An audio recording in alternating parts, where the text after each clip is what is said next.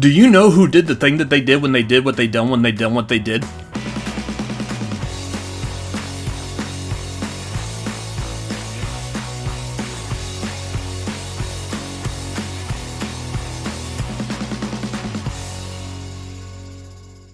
Welcome to the Cinefanatics. My name is Robert Adams, and today I've got a spoiler-free, 100% pure spoiler-free, not ruining a damn thing about this movie, A Haunting in Venice. Before we get started in this, let me know your thoughts, feelings, and opinions down below in the comments. Did you see this movie also? I want to know what you thought of it. Let me know down below. And please, let's be civil and be kind.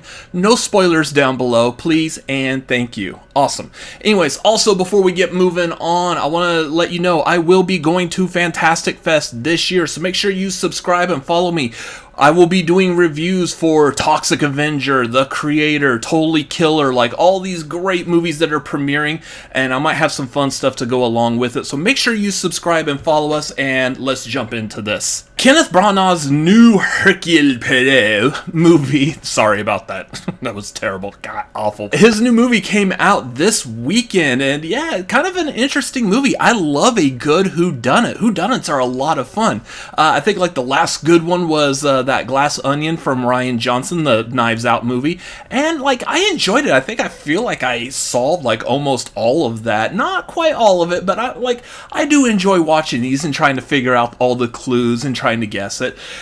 This movie, this one was a little bit harder to be able to sit down and follow the clues, at least in my opinion. And I'll get into some of those reasons why, but yeah, still, I think this movie was a lot of fun. I love the fact that they put a horror spin on this, kind of like a nice little way to take these movies, and this is kind of an interesting take, because I also feel like this is a lot of like what we see the Marvel Cinematic Universe doing. They're not just making superhero movies. For example, best example is going to be like, say, Captain America, The Winter Soldier, and Civil War were both political thrillers, not necessarily superhero movies. So they're creating something that we know the genre that they ultimately belong in, but the movie itself is in like a subgenre. It's completely ignoring that superhero thing, and it's doing a subgenre of like a political thriller. That's what's happening here. We have a very good, very general whodunit type movie, but we have this thrown into like a horror element to it, which I'm really liking this. So yeah, glad to see that they did that. This is the third Hercule Poirot movie that Kenneth Branagh has made, so a lot of stuff that we see in there, just normal stuff from director Kenneth Branagh, a lot of Dutch angles. The other thing added in this one was a couple of shots that I feel like were like a little strange. Like some shots were something very similar to like this, where there's this whole huge like area up here, and I'm not sure exactly why, as if just to highlight that something spooky may be popping up over behind their shoulder or something to the side, and that was really the only real need for the camera angle to be like that. Also some like very weird shots as well, like shots very similar to like this, where it's like kind of looking down and it's just kind of weird, and we only see like the top half of their head or so, as if they're trying to find like all of their friends that got lost out in the woods or something like that. I don't know. Anyways, yeah, so those kinds of shots, that's what I feel like kind of separate it from the rest of these Hercule Poirot movies, the Death on the Nile and Murder on the Orient Express. And then also the fact that this one takes place in Venice, which is a gorgeous location. Absolutely, like, movies that are shot in Venice, I always love. Like, whether it's Italian Job, I think, like, the opening of Italian Job was really nice, especially, like, the boat chase scenes.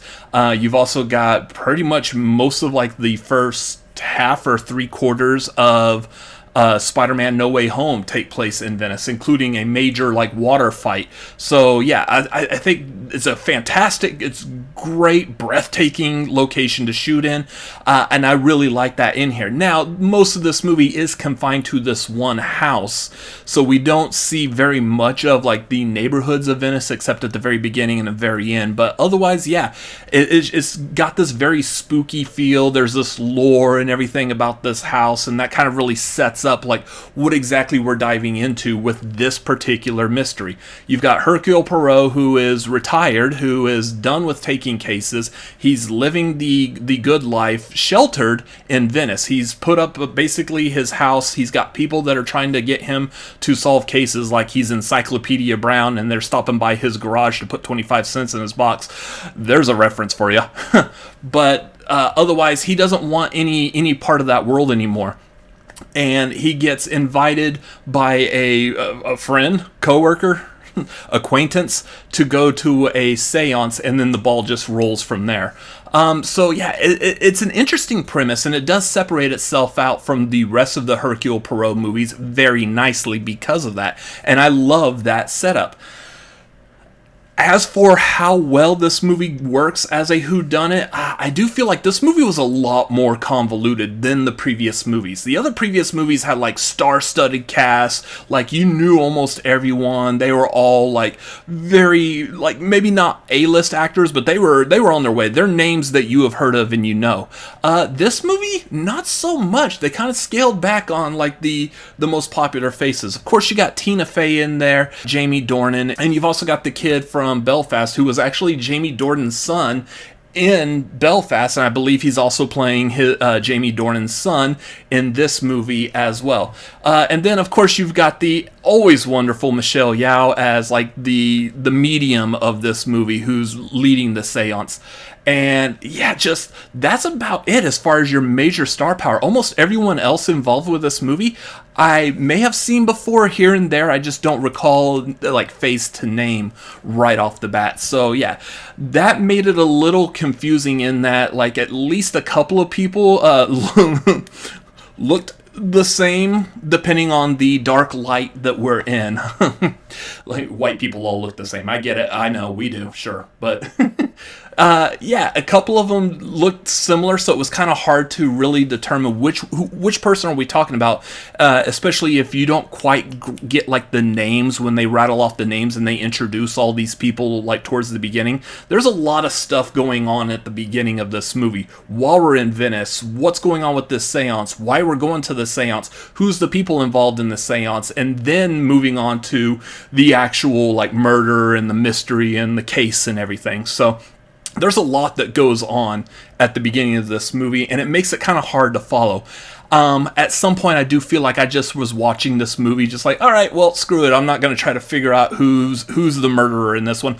I'm just here to watch a movie, and that's pretty much what I've had to do. And the ending, I still feel like was satisfying, even though I kind of like gave up playing along. I still feel like it was very satisfying the way it all wrapped up. So yeah, again, back to the horror element of it. I love that because that throws in the extra mystery, and that's what this movie's pushing for, is did someone actually commit the murder, or was this actually done by like ghosts or spirits or something from beyond? And it's a nice touch. It does add to the story, so I like that element very much. Otherwise, yeah, I think the setting was gorgeous. The cinematography, all the acting from everyone involved, I think was all top notch. Hercule Poirot, Kenneth Branagh rattles off a couple of good like little quips and jabs that I think were absolutely hilarious. Unfortunately, my theater was pretty much empty. I think there was like 3 other people in there with me, so the downside to that is that when you go see a movie and someone makes a joke, it's a lot better if you hear like laughter amongst the theater. It feels good to laugh with other people. So I didn't quite get that experience, but I still thought like a lot of the quips and lines and stuff were pretty chucklish. So yeah, overall, I would say I enjoyed this movie. I don't know if I would quite rank this as well as the other ones. I am going to do a Hercule Poirot ranking here probably in the next day or so. So make sure you subscribe to the Cinefanatics and check that out. That will be released as a YouTube short. So if you got just 1 minute of time and you want to see how I rank these movies spoiler free, that will be up. So make sure you come back and check this out. Otherwise, yeah, if I'm going to rank this movie, like say, out of 10, I'd probably give it like a 6. I think it was fun. It was passable, but yeah, I don't know how it feels like in the grand scheme of whodunit movies. I really like a movie where I can stick with it and follow everything that's going on and be able to possibly solve it myself as well as the characters on the screen.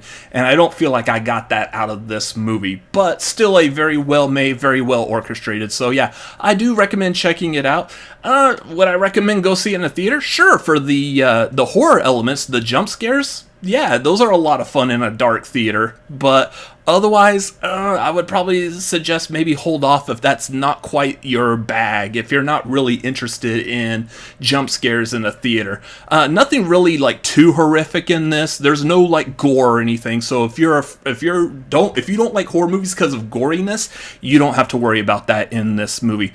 Otherwise, that is going to be my review for this movie. Again, what did you think? Let me know down below in the comments. If you saw this movie, you have any differing opinions, or you saw something that I didn't mention here, let me know. Let's have a discussion down below.